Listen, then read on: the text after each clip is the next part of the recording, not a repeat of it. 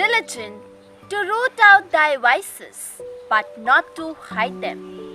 Every human being is the creation of God, created with the purpose of serving God by living His love in life.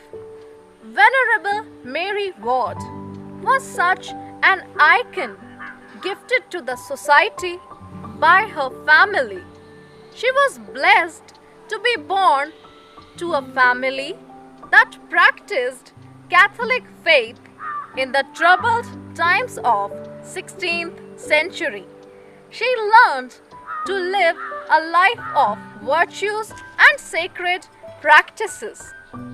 In order to overcome her pride and learn humility, she worked as a maid servant, especially when there were guests in her house. Her words are very apt at this juncture.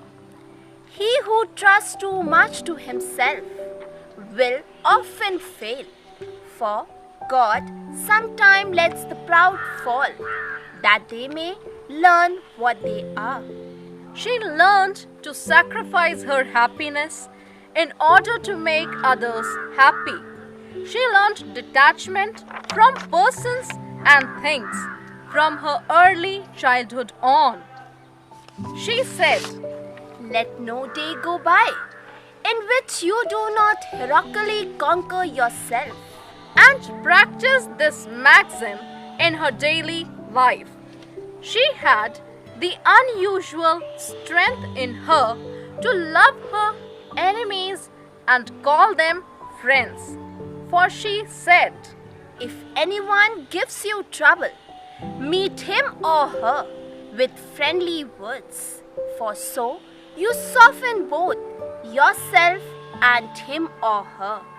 This was possible because she gathered virtues in her youth to accept each human being as a blessing.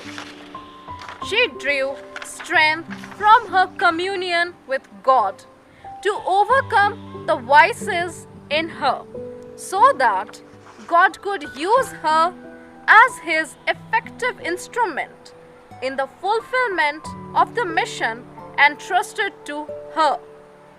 We too need to be strong to get rid of all the negativity in us.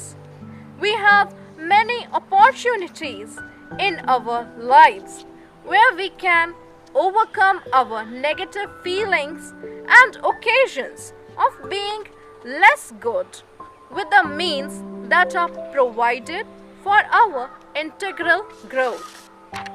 Self-knowledge and acceptance of oneself is a must in order to realize this goal.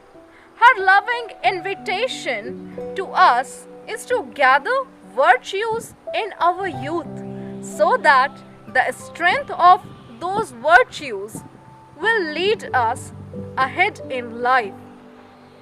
This inspiring maxim challenges us to remove all that is negative within us and strive to be the best version of ourselves in our thoughts, words, and actions.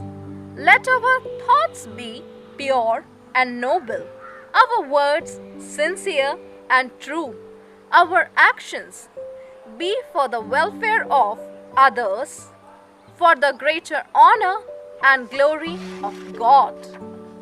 Let us prove to be worthy daughters and followers of that great pilgrim who set her aim very high by believing and trusting that everything is possible with God and His grace. She is an epitome of virtues of integrity and self-esteem, who is an inspiration for us to walk on the path of freedom, justice, and sincerity. She challenges us to be genuine and sincere in our character and just in our dealings with others, so that her prophecy of women in time to come will do much. will be fulfilled in and through us.